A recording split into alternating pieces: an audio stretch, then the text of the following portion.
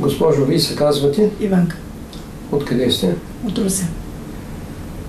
Преди 2 месеца съм ви преглеждал, така ли? Да. Как се чувствате тогава, преди да дойдете тук? Значи как да се чувствам, аз най-вече заради възела дойдох тук, който имах на щитовидната жлеза. Колко голям беше този възел? Размерите не се носят диагнозата, но определено видимо беше по-голям.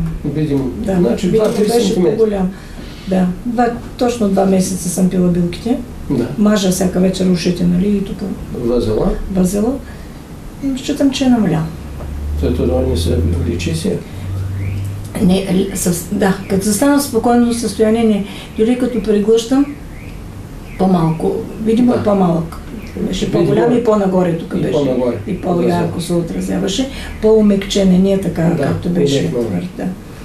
Значи възела, предлагаха ли ви операция за това възел? Да, още миналата година, значи аз преди 26 години съм оперирана, 27 даже вече, съм оперирана, имах тук студен възел по средата и с това приключи. 26 години не съм имала никакъв проблем.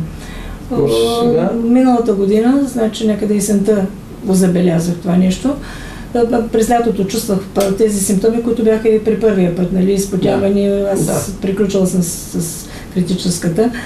Мислех, че от това, но доста време мина, за да се така в тая сила изпотяването, нервното напрежение.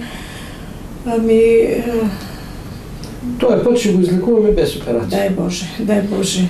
Предлагаха ми, междувременно ходих във Варна там, в Русе ми предлагаха да се оперирам. В заключението в епикризата на докторката и от Варна беше без изследвания, направо на операция, но вика, нека да чакаме 6 месеца да минат, за да ми изписа селен. Да. Бил там селен. Междувременно разбрах за вас там от съседа и дойдох да... Добре. Имам подобрение. Имам подобрение. Дай Боже. Как ли се не сега?